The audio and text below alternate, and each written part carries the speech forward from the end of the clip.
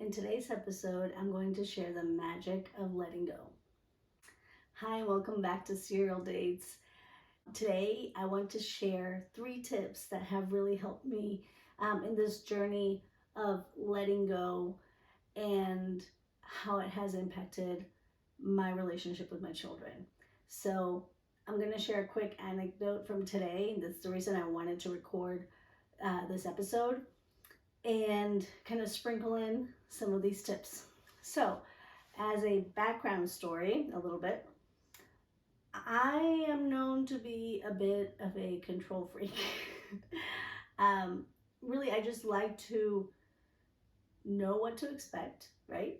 And as an entrepreneur, have always wanted to have things done a certain way. And up until the time I had children, I was actually able to do that because I didn't have children and I could stay up till whenever. Um, I sort of had control of my time and of my schedule. However, as I became a mother and then I had one, I was still able to hold on to that control as much as possible. Um, it was very painful and probably hurt some relationships with my parents, or my child's grandparents, my in-laws, because of me trying to control everything. Um, and so that's kind of the background story. Then comes the second child. And by this point, I literally could not control everything. And so I just had to, well, I tried.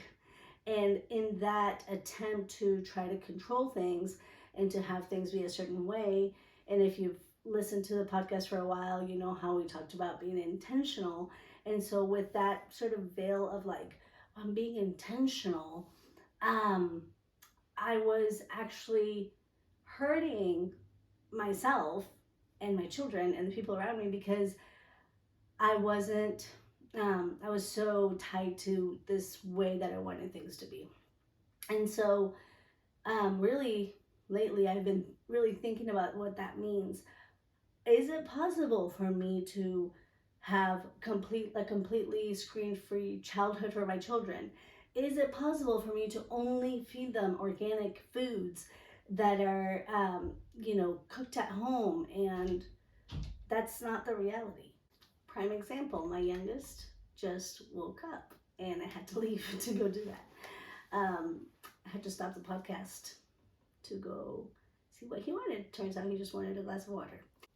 With that background information of sort of how much control I wanted to have in parenting, and really in the name of being intentional. So we limited screen time for Mateo until he was almost 3 years old because we're being intentional. We used cloth diapers, we fed him healthy foods, etc.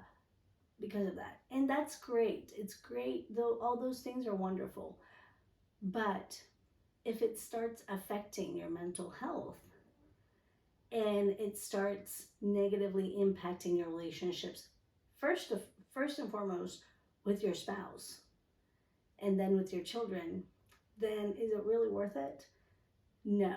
And here's why. Because research actually talks so strongly about the relationship of the parents, of the caregivers around the child.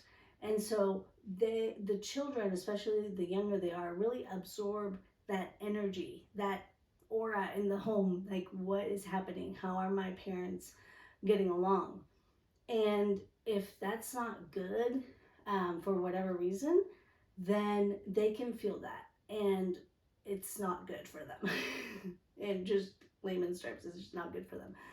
And then secondly, if as the caregiver, you are, trying to control, this certain situation, or there's just, even though you may not be saying things that sound controlling or it sound like you're trying to control your child, the fact that you are sort of planning in the future and stressing out about this specific thing that's happening, no matter how much you try to fake it, they can feel it. And my oldest specifically can feel everybody's energy. in the room. And so it's even more important for me to be calm and really calm, not pretending to be calm, but actually confident in what I'm doing and not stressing out about how each outcome is going to be. So, with that said, that previous explanation of kind of where I'm coming from and where I want to be, I want to share today's little anecdote. Tip one: lower your expectations. For the past week or so, I've been letting my children watch TV in the morning, right? um, yeah, not a big deal, right? But to me, it was a big deal.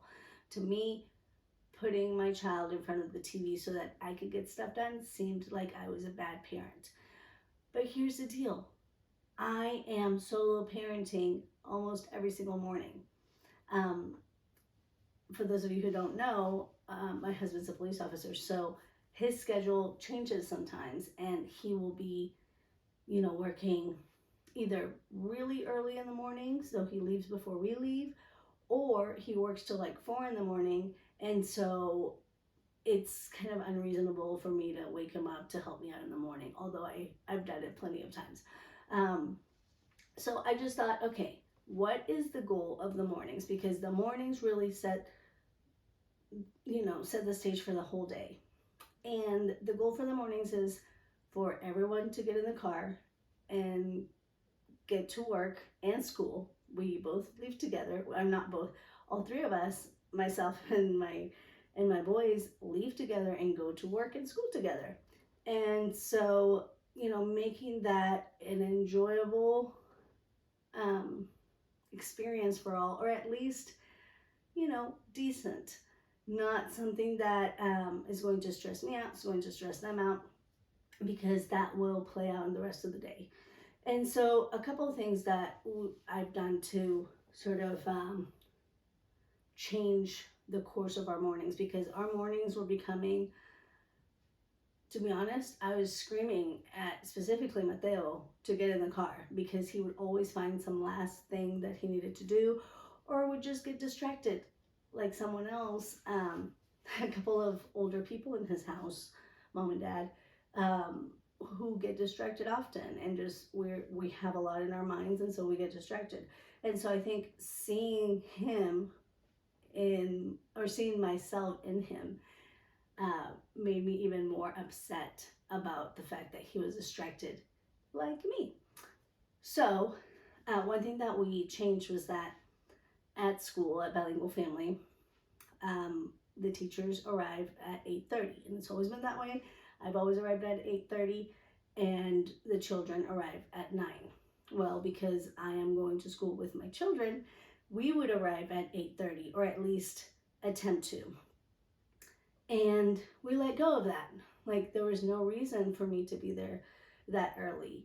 And the mornings were a lot calmer without that stress of getting there at that time. Just that added 30 minutes of, extra time to get ready and to get everything packed and ready to go was huge. So that was one thing. And the next thing was they watch a video. Yeah, they do. And during that 30 minutes that they watch a video, I get to get myself ready.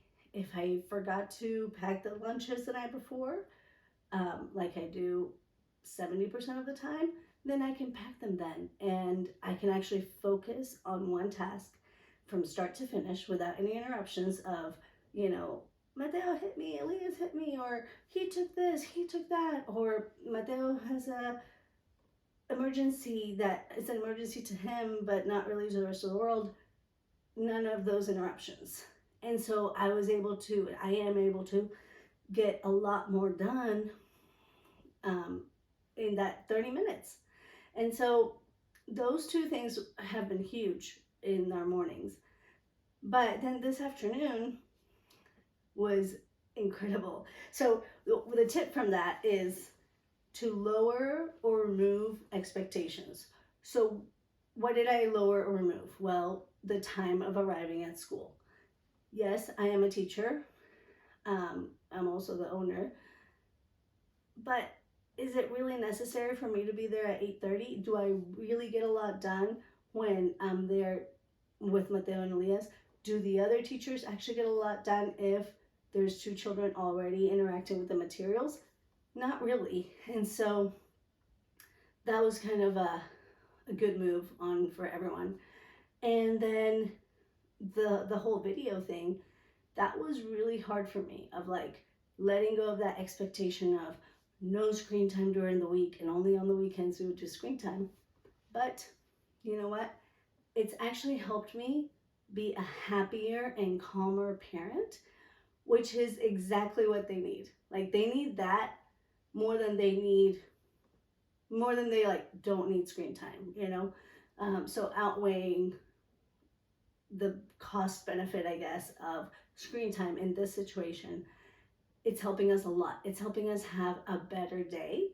And I'm perfectly fine with it. Like, I mean, I'm kind of lying. I'm not perfectly fine with it, but I'm working on letting go of that expectation. Tip 2, move from fear to love. Okay, so moving on to the afternoon today.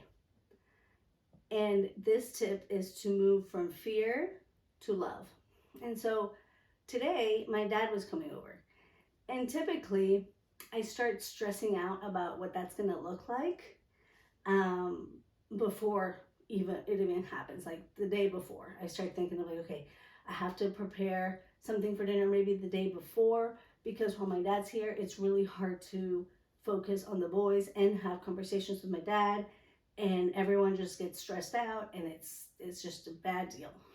And so that's already the what's playing in my head, right? I am fearing the future, and that affects the way that I behave in the present. I mean, currently, but even during that future time, during that present time, I'm just like, I've already played the tape in my mind, and it's not good. So it actually becomes that way. I don't know. I don't know if that makes sense. So what I did today was, again, letting go of those expectations and not fearing what our afternoon with Awe was going to be like. Awe is my dad. What our afternoon with Awe was going to be like, but just being present for once and enjoying his company, like talking to him, playing with the boys, not being afraid of like leaving Awe with the boys for a little bit while I watch Cappuccino, our dog, outside. And that seems like a little tiny thing, but literally I would not do certain things, like go let my puppy out and be out there watching him, because I would worry that maybe my dad couldn't handle a disagreement between the boys or something like that. And so, or that they could all just join me outside. I mean, it's just like the level of worrying and the level of like fear of what's going to happen. It's next level, if you can hear it. And so I literally just stopped worrying about what the future would be like and was just in the moment. And so, what was magical about that? When Awe arrived, Elias was sleeping, Mateo was playing, and Mateo and Awe started talking about Mateo's creation. And I said, I'm going to go let Cappuccino out. And I let Cappuccino out, and I played with my dog. Yeah, it's crazy. I played with him. We have this swing seat out there that's amazing, and I just sat there and enjoyed the breeze and looked at the grass and looked at the leaves and enjoyed a moment of quiet and peace and being with myself and playing with my dog for about 10 to 15 minutes, and it was wonderful. I did not allow myself to do that in the past because I would be worrying about dinner. I would be worrying about, obviously I can't leave Awe with Mateo. What if something happens, right? Like inside. And things like that. So that was great. And then when Elias woke up, the boys had been planning to go to a garage sale because there's garage sales going on in our neighborhood right now. And again, I could have let that fear take over and said, oh no, I don't think I can do this with my dad because he's not much help. I mean, that sounds awful to say, but I have kind of made that my internal dialogue around my dad because he's older, and I don't know. I don't know why. Because he really is a lot of help if I let him. And that's the key. If I let him. And so, again, I didn't let fear get in between us going to the garage sales with my dad because I was just like, okay, we'll just go. And then the next fear was, what if they want to buy a bunch of junk, right? Like plastic toys. Oh no. Well, it's their money. They earned it. And instead of looking at that negative part of like most of the things that people sell in garage sales are junk, let's be honest. I don't know. We have found some good things. But that was one fear. The other fear is, what if they start just bringing a bunch of stuff and we already have so much clutter and I can't take any more toys. Like all that would have built up. Instead, I chose to look at it as an opportunity to teach them how wonderful it is that they worked really hard selling their gummies. They're selling super sweet gummies in stores everywhere. No, I'm just kidding. Uh, they just came up with this little business. And about a month ago, they opened up for the first time and they made like $58 together. So they took that money, they split it up, and they were going shopping as a 3 and 5 year old should, right? And so to let go of that and say, hey, instead of worrying about more stuff in the house, plastic junk in the house, um, see it as an opportunity to teach them a valuable lesson of like, you worked really hard and now you earn some money and you can spend it. And we also talked about saving some for more ingredients and materials and things for super sweets. But at the end of the day, for a 3 and 5 year old to get the concept of work equals money and then money gets me things, that's pretty cool, you know. And all these other money lessons will come when the time comes. The lessons about being happy and content with what you have will come. But in that moment, it was exciting for them to see, I can buy things with my own money. I can choose what I want to buy. And I was actually very surprised.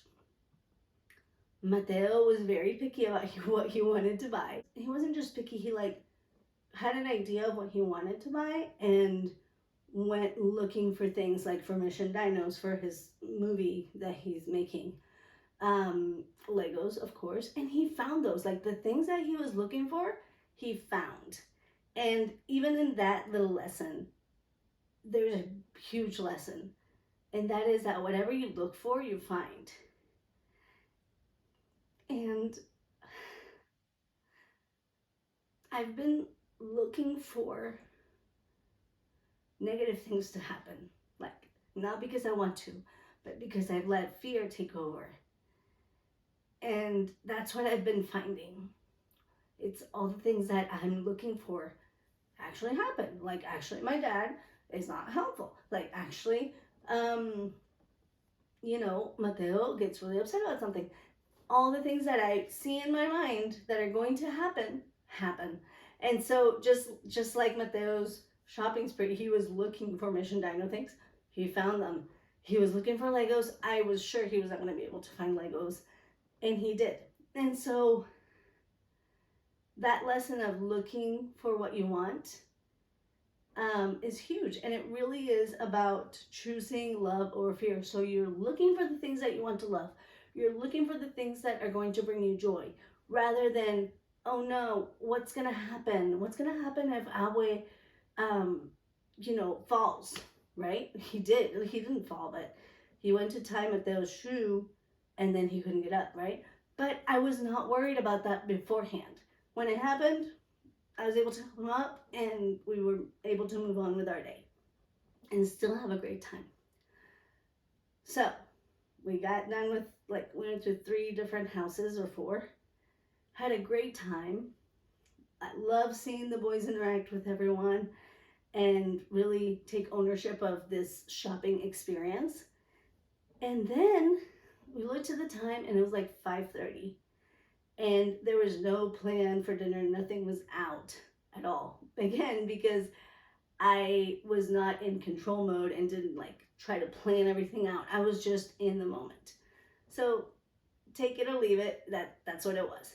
So I decided to, for all of us to go out to eat, which is unlike me to do, especially going out to eat without like a very trusted adult like my husband or my mom to like manage everything, right? Um, because again, I could be like, well, what if they need to go to the bathroom? Well, what if, I don't know, the food takes too long to come out? What if? We had nothing prepared. We just went to the restaurant. And once we ordered, they said we're running a little behind, maybe like 20 minutes or so. And as I looked around, everybody that was sitting, it's a really small restaurant, everybody that was sitting down didn't have their food. So I knew it was going to be a while. And we had nothing. Like typically when we go to a restaurant, I have like, they pack their backpacks, their little backpacks, and then Mateo has coloring books. Elias will bring something. Like we have things to entertain the boys. Again, with that idea of like no screen time. And so we always have something prepared. But this time we didn't have anything, nothing. And so I went through like my, let's play I Spy. And immediately Mateo was like, oh, I'm hungry. Can I just have this? Can I just have that? And again, because I was in the moment and I was choosing love instead of fear, I was like, I can do this. And that's the next tip. But I got this. And I looked through my tiny purse that I had and I started taking out like debit cards and gift cards and all kinds of stuff. And as I was getting it out, I still had no idea what the game was going to be. But it was like the novelty, like, ooh, let's see what's she bringing out of her purse. And I just stretched this activity of literally showing them the front of the cards and the colors, or maybe if it was my ID, it was my picture or the library card, and showing them what the front looks like. Then we would flip them over and I would move them around and they would have to try to get, so if I said, Mama, then they try to get my driver's license and that person would win that round. And then we said, we're going to keep playing until the food comes out. When the food comes out, then whoever has the highest points will win an extra cake pop. Okay, again, this is, if I think about, I don't want competition, right? I don't want to instill competition in my children. I don't want to bribe them with like a sweet, right? But we had so much fun. We had so much fun playing this game that was silly, that will probably become a staple in our restaurant outings or any type of waiting room, moment. And so that was great. So anyway, we had dinner and then we came home and we had an amazing day. Albert was so happy. He was saying, I'm so glad we did something different than what we usually do, which is we just hang out at home and like pray for everything to go okay. And instead of just going and trusting that, my dad can help, trusting that the boys can handle a little bit of different things. The boys can handle waiting 20 minutes. I can handle the boys struggling with waiting, right? And so the third tip is I got this, right? And I'm not going to take credit for this at all. We are actually going through, like Bilingual Family is going through a program called Conscious Discipline. And in it, Dr. Becky Bailey, because there's another Dr. Becky, she talks about having that sort of confidence that I got this. When you feel like you got it, the children and everyone around you can feel it too. And so that was the energy that I was carrying around. It was a combination of choosing love and having an energy of, I got this, I can handle this. Whatever comes, I got it. So anyway, those are the three tips kind of mixed in with the story. And they are to lower or remove your expectations, to move from fear to love. And that's also like, instead of living in the future and fearing what's going to happen in the future, living in the present and loving the present and loving everything that's around you. And number three, I got this. So I hope that was helpful. I'm recording this episode mostly for myself to listen to it in the future and remind myself to let go. Remind myself of the magic of letting go. And so I hope that this was helpful. I hope that you're able to let go a little bit and still be an intentional parent and still raise bilingual children. Um, so, yeah, we got this. Adios. Okay, so I am stealing this from Clutterbug on YouTube and podcasts and everything. She's amazing, but she does this little segment on her podcast and on her videos that's like, for those of you who have stayed, and then she goes on like a funny story or something that happened today. And so what I'm going to call it is, if you stayed for chisme, because in Spanish chisme is like gossip. If you stayed for chisme, here it is. So today, really, I think this past week, even though I think it's like a test, is she really going to let go? Like, I'm throwing all these things at her, and is she really going to, like, yeah, I got this? So as I'm trying to up my like relaxed, game, I am getting hit left and right with like all these obstacles. And it's kind of a joke now. Like, I'm just, yeah, what's next? I'm ready for the next one.